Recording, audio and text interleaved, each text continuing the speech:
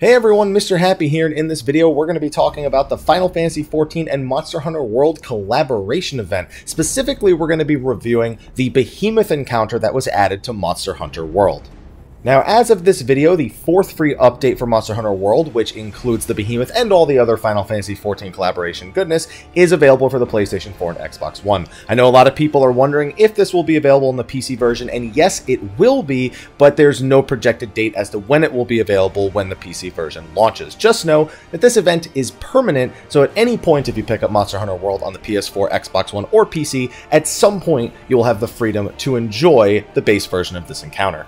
So first up, we're going to do an overview of everything that is in the event, all the things that you can obtain from the event, and then we'll talk specifically about the Behemoth encounter that is available right now. So first up on the PS4 and Xbox One, after you download version 5.0, you're going to get a new quest in the main hub, and that's going to take you on a quest to defeat Akula Yaku, who has a giant crystal. Now, if you've seen the trailer, you already knew this was coming, and this Akula Yaku is likely to give people a little more trouble than your standard Akula Yaku. He hits incredibly hard, and as the fight goes on, he can use the crystal to increase his size, increase his power, and even heal himself on occasion. If there was ever a Akula Yaku to be feared, it is this one. I have almost been one-shot by some of the attacks that come out of the Akula Yaku just because I really wasn't expecting to lose as much health as I was. On top of that, because of the crystal he is holding, he pretty much has that as a barrier the entire time. So if you're not careful, your attacks are going to get deflected a lot. And on top of that, the crystal protects him from any sort of trap. So you can't use paralysis traps or net traps or any of that stuff in order to try and slow him down. He is ultimately just a Akula Yaku though, and his attack patterns are fairly basic, so as long as you don't get caught in any of his attacks because you're overgreeding because you find yourself above what a Akula Yaku should be to you in challenge, just take it a little bit slower and maybe team up with a few other people, and you'll find that this Akula Yaku goes down pretty much as fast as you'd expect any other Akula Yaku to go down. Okay, maybe a little slower, but he's not that bad. Now, during the Akula Yaku quest, you're no doubt going to encounter some cactars. There's actually three different variants. There's your regular cactar, which is going to be a moderately sized one, a little bit darker, and there'll even be points on the map where you'll actually see a cactar icon, and it almost pops up like a resource, like, you know, like any of the other resources would in Monster Hunter World. Now, occasionally running around, you might find a cactar cutting, which is just going to be your cutling, I can't remember which one, which is basically just your standard cactar, but it's smaller and it runs around. And on top of that, there's the super rare flowering cactar cutting, I think it actually is, and that's even rarer and can be found in a few different spots along the map.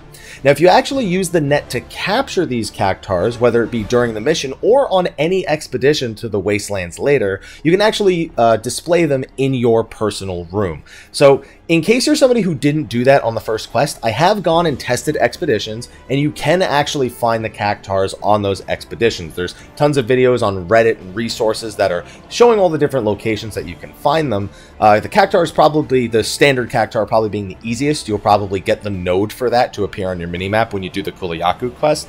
As for the other ones, I found one of the regular cactar cuttings. I found it actually near the cactar to the northeast of the map in the giant area above the Diablo's Dominion.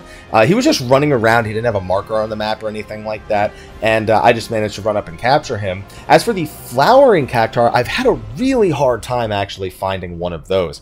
I've heard people say that you can find it at the highest point in the Wastelands, you know, the part you climb all the way up and there's like a little bird's nest at the top, as well as a bunch of doodles and a honey node.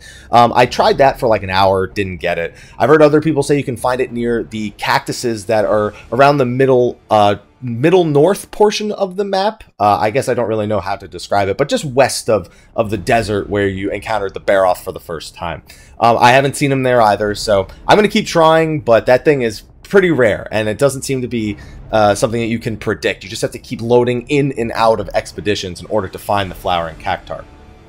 Now, once you do the Akula Yaku quest, you're going to be given the option to do a Repel a Behemoth quest. Now, the Repel a Behemoth quest should probably take you about 4 or 5 minutes, and it's mostly there to introduce you to the various mechanics that the Behemoth uses in Monster Hunter World. As part of the collaboration between Final Fantasy XIV and Monster Hunter, mechanics that normally exist in Final Fantasy XIV are appearing in Monster Hunter World. When Final Fantasy XIV has its Rathalos encounter and Rathalos Extreme, then certain things from Monster Hunter will also be appearing in there as part of this collaboration effort. In regards to the Behemoth itself, probably the biggest thing that takes teams getting used to is the enmity system. Now, if one person attacks the head consistently, that person will regularly draw enmity. What that does is it forces the Behemoth to attack that one individual. Now, this comes with a lot of benefits, especially when you eventually go to take on the full version of the Behemoth encounter after this repel mission. For one, it means that the Behemoth is always targeting one person, which means that the other 3 people, or however many other people you've decided to bring on your escapades here, they can just pretty much freely wail on the Behemoth. The only thing he really does in that case that's of a major threat to them is a 360 attack where he spins around, or just a generic tail swipe that he can do as well. As long as they watch out for that, then it's tons of free damage as long as the person who actually has enmity can make sure they stay safe. Something with a shield is usually the safest. If you're someone who's a little bit more agile and you can actually avoid the various attacks, that can work as well, but something like a gun lance or the sword and shield are probably your better bets. Now, on top of that, it also forces him to not use one of his more annoying mechanics, and that's the Charybdis. Now, Charybdis is a tornado that will target one of the 4 party members, and when he finishes casting the ability, it'll actually leave a tornado on the ground, pretty much like a Kushala tornado, for a very long period of time. It does quite a bit of damage if you step into it, and it basically creates a giant no-safe zone that you don't want to have to deal with. While he has aggro on somebody via the enmity system, he won't use Charybdis at all, so it's just a mechanic that you can completely ignore. On top of that, any meteors that he fires will all go towards the same person. Now, eventually, when you go to do the full version of the encounter, he will summon multiple meteors, usually a meteor at 3 random players. If he has aggro on somebody, then all 3 meteors target the same player, which is another reason why if you have the gun lance, you can just block those meteors, then you don't really have to worry about it. So it just keeps him very much in check. It's not mandatory to beat the fight. I've had a lot of encounters that just have very little enmity control, but it definitely eases things and gives your team a much better opportunity to actually deal damage. On top of that, there's a bunch of flavor text and stuff that you'll see. They have a lot of the fonts, duty commenced, duty failed, duty completed, all the fonts and references to Final Fantasy XIV. The name of the quest eventually becomes the same name as the Fate, which is the event where he actually occurs in Final Fantasy XIV. And on top of that, when you're fighting the Behemoth, you'll also get this different text, and it'll tell you the name of your abilities. It just gives you like floating text like you would expect in an MMO with the name of the skill. It's a pretty neat thing, and I honestly almost want it in the rest of Monster Hunter when I saw that, but that's probably the least of my concern when I'm actually doing the encounter itself.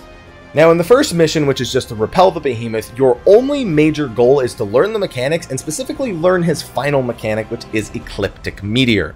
Now, this is very much a reference to how the encounter works in the Labyrinth of the Ancients encounter against the King Behemoth in Final Fantasy XIV.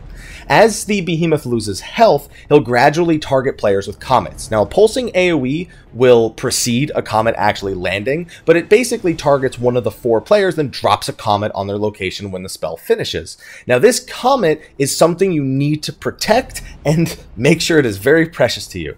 The comet needs to survive, or at least some sort of comet needs to survive through the entirety of the rest of the encounter until he casts Ecliptic Meteor. Ecliptic Meteor will target the center of whatever, I guess, sort of arena as part of the world. Like in Elder's Recess, you fight each enemy in sort of like a predetermined arena with different terrains. It aims for the center of that arena, or its perceived center of the arena. And with that, you need to make sure that there's a comet that players can A, get to close enough from wherever their position is, and B, that it's not too close to the meteor that it doesn't block anything at all. So you generally want to fan these out so that way, regardless of where the Behemoth decides to dodge or attack, as long as there's a comet nearby, you can use it to hide when Ecliptic Meteor actually comes out. Now, keep in mind, Ecliptic Meteor specifically says nowhere is safe except for hiding behind a comet. This means that if you are actually in camp, like let's say you just got carded and then he starts casting Ecliptic Meteor, you are actually not safe at any of the camps or in anywhere in the map that isn't hidden behind a comet. So it is vital that you get used to hiding behind these comets and not just like, oh, I'll just fly away or I'll just outrun it. You literally can't. I've heard some people say that if you go into the tent that you can survive it. I haven't tried it myself, and I'm not going to recommend that you try it, but just know that hide behind the comets for Ecliptic Meteor. There is actually one other way to dodge Ecliptic Meteor, and I've only done it successfully a few times. As part of the collaboration event, one of the things that you can obtain, in one of the things you absolutely will obtain, is the jump gesture from Final Fantasy XIV. It'll do the standard Dragoon jump, and when they land, they'll do a Ring of Thorns animation, which is a skill that used to exist in Final Fantasy XIV. Now, if you time the jump properly during Ecliptic Meteor, not only can you accurately dodge it without the use of a comet, but your character will actually jump towards the head of the behemoth and do some damage with the jump skill itself. I've seen a bunch of different attack numbers. I've seen people with heavier weapons do 150 damage per hit when they actually jump to the head. I've seen people with less weapons do like 50 damage a hit. But either way, it actually becomes functional just for the use of Ecliptic Meteor. So if you master this, regardless of where any comets are, or if any comets even survive, you can actually use the jump to avoid everything. This is something you may want to practice, because in a lot of pugs, the comets get destroyed, and the behemoth attacking, hitting a comet with any sort of attack gradually wears it down, and if it breaks, it's no longer usable to hide behind. So it really helps to have the option to time this jump to try and avoid the meteor in case anything goes wrong in your pugs. So after repelling the behemoth from the first encounter, which generally takes, anywhere from like 4 to 7 minutes depending on your group, the fight will immediately end, but you won't have killed the behemoth. What actually ends up happening after that is you can take on another mission where you have to fully defeat the behemoth. Now, I probably should have mentioned up to this point, you need to be HR 16 in order to actually participate in all of this stuff. That includes the Akula Yaku quest. It's definitely a higher than HR 16 quest in terms of difficulty, though, for your average player. So you may want to actually grind out endgame before you come over to this behemoth stuff. Remember, it is a permanent event, which means that as long as you play the game, you have a chance of doing it regardless of when you start playing. So okay, you've got HR 16, you made it through the first 2 quests, and now you're finally ready to take on the behemoth. This has caused a lot of problems for people who are specifically pugging the encounter, and I think it's just mostly there seems to be a lack of knowledge, because the fight's brand new, a lot of people don't know how to do it, and it is pretty different from a lot of the other encounters that are in the game. The behemoth's attack patterns can be vicious, especially towards the later portions of the fight, and it can just be sometimes overwhelming to take on an encounter that is just so much designed around teamwork and not about individual performance. He can be soloed, he can be done with less than 4, but he really is designed to be a multiplayer-centric boss. Unlike a lot of other things in Monster Hunter where working together is great, but people are pretty comfortable taking things on their own. So make sure you have that jump gesture ready and that you're practicing it on the Ecliptic Meteors whenever you have the opportunity here. You're not going to get an Ecliptic Meteor in Phase 1, and Phase 1 is always going to start in the same section of the Elder's Recess, where you actually fought the Behemoth for the Repel quest. Now this part really isn't that much different. He's a little more aggressive, it feels like, but the first phase shouldn't really be any different than your Repel quest. Same thing with the Enmity. Of course, you can still drop the boulders on him like you would any monster in this portion of Elder's Recess, and this really isn't the part where we need to talk about all too much, because almost everyone will probably move through this part of the fight really quickly. Now, for the second phase of the encounter, he's always going to run up the ramp that's opposite of where you actually go down from the first camp, and he's going to get a lot more aggressive here. He'll almost always be enraged when he goes into this section, and from this point on, he's going to be doing some of the things I mentioned earlier.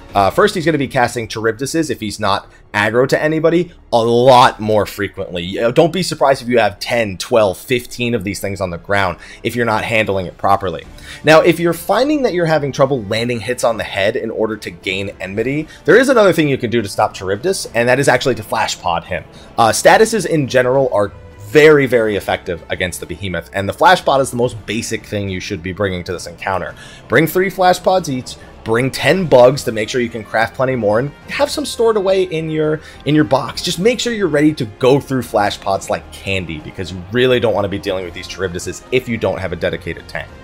On top of that, the Behemoth is actually going to start casting meteors on 3 random players one at a time now. This tends to happen when he's specifically enraged. You can see him engorged with like red around him. And when he's like that, you know it's, even if you don't see the first meteor casting on you, you have to treat it as if there is going to be one on you in the next few seconds.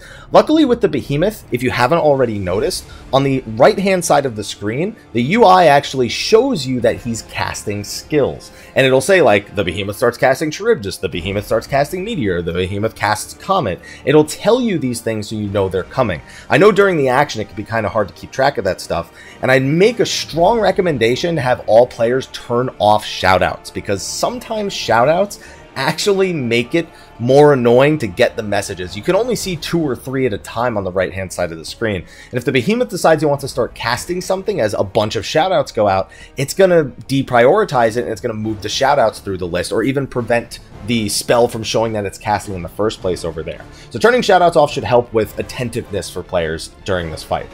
Again, if somebody does have enmity, all 3 of those meteors will target the same person. So again, it's super useful if you're someone who's a gun lance user or somebody who can play defensively while having aggro on the head. One new mechanic the Behemoth has on this phase is Thunderbolt. This attack is a 2-parter, and the first part's the part that frustrates me more. When he decides he's going to use the skill, he'll turn towards one of the players that's in the hunt and say that he starts casting Thunderbolt. When he starts casting it, a bunch of little electrical jolts pop up out of the ground, and they're real quick and almost impossible for you to deliberately dodge. And if they hit you, they're going to reduce your electric resist. So it sucks, but you just kind of got to deal with it and make sure you don't get hit by the follow-up attack. The second part of the attack is going to be 3 lines of lightning bolts. It's not literally direct lines, but it's like 3 separate lightning bolts that are in a line pattern, and then there will be 3 lines of those. So it's like 9 or 12 lightning bolts along the outside, and they're pretty easy to avoid if you're directly in front of the Behemoth, or maybe about 30 degrees to his left or right flank. Then you're in danger, but if you're out of that zone, then it shouldn't come anywhere near hitting you. He can spam this like 5 times back to back if he wants to, though. Other than that, the Behemoth is just going to be way more aggro. He's going to be doing his 360 spin attacks a lot more. He's going to be diving towards people a lot more, jumping far distances. Stuff he could already do technically in the first phase. He's just going to do it a lot more. Just keep the Charybdises under control and watch the meteors. I've seen so many people get carded to just meteors coming at them when they don't think they're going to be targeted by them at all. At this point, you might want to start getting used to actually applying status effects to the Behemoth overall. Things like Poison are great for chipping away at his health. Things like Paralysis are great for landing some extra damage. And one of the big ones is Sleep. Yes, the Behemoth is susceptible to all of these status effects. So having lots of ammo that actually afflicts these things can make it so you have extra opportunities to use Mega Barrel Bombs, which are great for breaking various parts, which we'll talk about in a little bit. And yeah, getting used to this in Phase 2 and then utilizing it properly in either Phase 3 or 4 is going to be something that lets you speed through the latter half of this fight. Now, during Phase 1, Behemoth didn't use Ecliptic Meteor at all, and during Phase 2, he will use his first Ecliptic Meteor. Same deal, make sure to protect the comets. Do not deliberately move attacks towards the comets. Try to keep him faced away from them, and this is where having aggro, again, really helps, because the person who is the tank can make sure they keep the attacks away from the comets altogether. Dodge the comet dodge the Ecliptic Meteor by either standing behind the comet or using the jump gesture at the correct time. If you're looking to try and perfect that timing, I'm going to include a link in the description. On one of the posts on Reddit, I'm sure if I were to look at it right now, I'd remember, but there was a user who had posted an extensive video about how to time the jump in order to dodge Ecliptic Meteor. This is going to be great information for you, so I highly recommend checking out that user's video, whose name is escaping me right now. It's like Nafmeister or something like that. I'll put it in text over the screen and put it under the video as well. So after Phase 2, the Behemoth is either going to run to the fiery pits down where you're used to fighting someone like Tio, for example, or he's going to move up to where you're maybe used to fighting Nergigante. Now, generally, you want him to move towards the Nergigante camp just because you don't have to deal with cool drinks, you don't have to deal with lava. It's just a generally better arena to have to fight him in for the third phase, especially if you're someone like me who loves using a hammer and sliding down hills and doing spinning attacks, assuming you don't get hit and killed and bad things happen. But you definitely want to move him over there. I've heard some reports that if you break the Behemoth's horns before he casts the first Ecliptic Meteor during Phase 2, he is more likely to go over to the Nergigante camp. So if you can land those hits on the head, assuming that information actually ends up being factual, that would definitely be something that benefits you. As for the third phase, there really isn't too much new that's happening here. The one major thing that the Behemoth starts doing in Phase 3 is that he actually has an attack where he charges forward and sticks his head in the ground. And what this does is it reduces anybody it hits down to about half health. I think it takes 50% of your maximum health, regardless of what health you have when you get hit. I know it can absolutely kill you, but everyone I see get hit by it always gets dropped to about the same amount of HP, assuming they're at full. And what it'll do is he'll pin you down, he'll slam you against the ground a bunch of times, and then throw you away. This is going to inflict a bleed so that every time you dodge roll, you're going to lose health. Just crouch to get rid of that. Crouch, stand still, and get rid of that as soon as possible. But the more important thing that it does is if anybody gets hit by that they are going to guaranteed be the aggro target for the Behemoth. Now, because they just got thrown around, tossed, they're probably still stunned on the ground, and he follows his attack up with a roar that will, paralyze the person for a couple of seconds, it can be really dangerous to then have that person get charged at or have a meteor or something targeting them because they're going to have aggro. At this point, if it's someone like a gun lance user, they can probably be responsible for themselves. But more importantly, you can actually break the aggro by either staggering the Behemoth or also by flash podding. If you use a flash pod to break the aggro, just know he's going to go crazy a few seconds later because he's not going to be on that person anymore. So play it very safe. But if it's somebody who you really don't want having aggro, then make sure you flash pod it immediately. Now, for my experience, this is the part of the fight where things can get criminally insane. And this is the part where I really want to advocate that if you are someone who is any experience with something like a hunting horn or, an LBG or an HBG, this is where they really start to shine. There's been some really fast speed kills with a lot of status effects using LBGs and HBGs and stuff like that. So it's incredibly beneficial to be someone who can support the team from far away and also apply those status effects that really do give you a lot of attacking time when it comes to the Behemoth himself. One of my favorite things, a Mushroom-mancer. Having everyone have life powders, hard shell powders, demon powders is great, but the Mushroom-mancers with the proper build is just such a beautiful thing. We had an LBG with Mushroom-mancer on, and he just made sure that everybody was taken care of. This backline support LBG healer Mushroom-mancer was fantastic. Having one of those will make this a million times easier. If you still get hit by everything, you're still screwed, but this will help a lot. So if you know someone or if you're someone who's capable of it or you want to try it for the first time, try it because groups will thank you for it. Now, Phase 3 will end with another Ecliptic Meteor. So again, be very careful about A, your comet placement, and B, where you actually are in relation to those comets. Don't let them get destroyed, but make sure you can actually reach one in time for the Ecliptic Meteor or get good with the jumping. Now, if you fought Phase 3 in the first part of like the fiery underbelly of Elder's Recess, he's actually going to run all the way into the pit where Teostra's home actually is. It's a terrible arena to fight the Behemoth, as awesome as it looks. For the same reasons it would be awful fighting anything down there. Not only do you need to make sure you're watching the cool drink, which does last pretty long, but on top of that, just the constant lava coming up out of the ground throughout the middle, and then any sort of Charybdises you may get. It's chaotic to try and fight him in there. And he also always starts the fight with either meteors as you're running down that narrow hallway to get to him, or he starts it with a Charybdis cast and you can't get in range for something like a flash pod. So again, if breaking the horns does actually prevent him from going down there, try to do it in the earlier phases to stop him from going down there. If you don't go down there, he will actually go all the way back to Nurg's home, where Nurg would generally go to sleep and to rest. And he's not going to go there to sleep or rest. He's going to pretty much do the same thing. And that areas, I mean, there are pros and cons to both areas, but I'd so much rather have him there than in the other one. The final phase is just more chaos. He's going to swipe to the side, do 180 turn swipes. He's going to quickly swipe at people. He's going to dash across the arena. He's still going to try to pin people. He's still going to be shooting 3 meteors. He's so fast and so unnaturally fast and aggressive at the same time with some pretty insane hitboxes at times that don't be surprised that this last part you feel real confident going in with, nobody being carded and it turns into a disaster. So you just need to really try to burst him down here at the end. And again, above all else, those comets. I've had so many failures to either having a comet up against a wall or something, or having just all the comets get destroyed and nobody being masters of the jumping gesture just yet.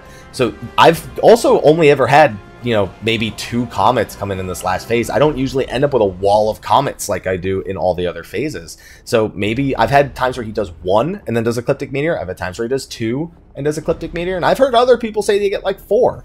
So I don't know if it's just based on how quick you drop his health. I don't know if it's every set percentage of health drop. So if he's at lower health from the previous phases, it screws with the number of comets going into this last one. But those things are gold to you. The last thing you want is to have everybody die to the last Ecliptic Meteor that happens in this phase. When the Behemoth finishes casting Ecliptic Meteor in the 4th phase, if everyone survives, or if you don't hit the cart limit of 3, then you win. That's it. You don't have to fight him anymore. So literally surviving that Ecliptic Meteor means you've won. Or surviving overall means you've won. Honestly, I expected this encounter to just roll over and die in a few minutes. HR-16, please. That's going to be a pushover. That's going to be nothing. But with the way the mechanics actually end up working, with how aggressive he can be and how difficult it can be to control him and actually get decent DPS out when he's not aggro to somebody, it is such an exhilarating encounter that is equal parts exhilarating as it is frustrating. So you're going to expect to fail it a bunch of times. But I'm also here with more good news for you.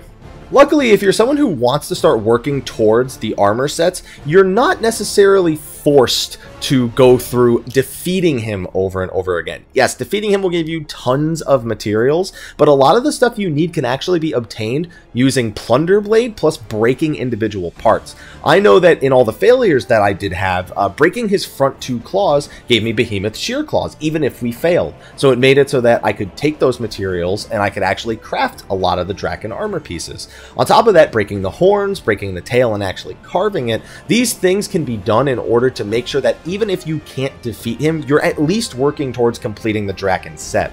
If you're looking for things like Aetheryte shards, you can also go join the Akula Yaku quest. You can't repeat it after you've completed the Akula Yaku quest, but you can join other people's SOSs. So, assuming there are some SOSs available for the Akula Yaku quest, you can earn some Aetheryte shards from there, and all of this will help you try to work towards that full armor set that comes from the Behemoth encounter. Speaking of which, this armor set is fantastic. I'm not really a Dragoon player in Final Fantasy XIV. I don't hate the job, but I'm not a huge fan of it. That being said, in Monster Hunter World, I have every desire to be a Dragoon after this, or at least figuratively.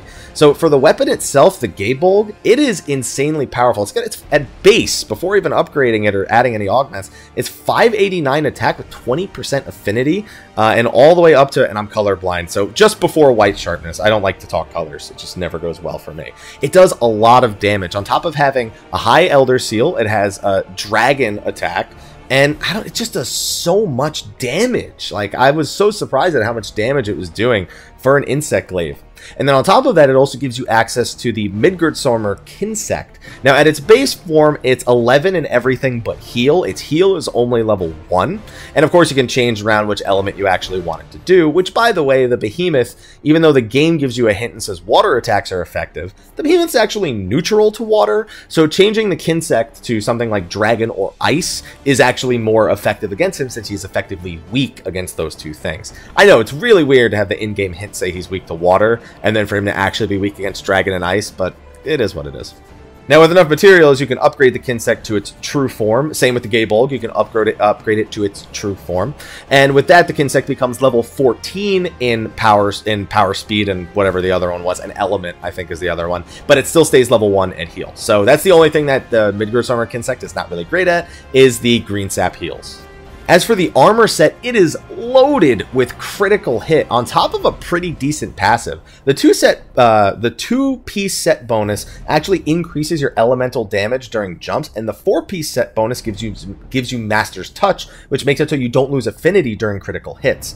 The set itself has almost complete critical affinity. It's insane. You pretty much, I think you slot 1 critical gem in order to make sure you have the maximum amount of affinity that you can get from the set, if you were to wear the whole set all at once anyway.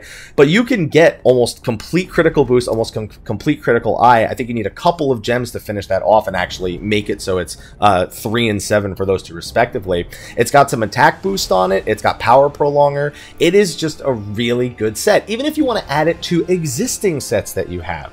You can pretty much wear the whole thing. I think I wear the whole thing plus a Handicraft charm, plus I move over to the, I think the Death Stench boots, so I can get Handicraft 5, because I don't have any Handicraft gems because I suck.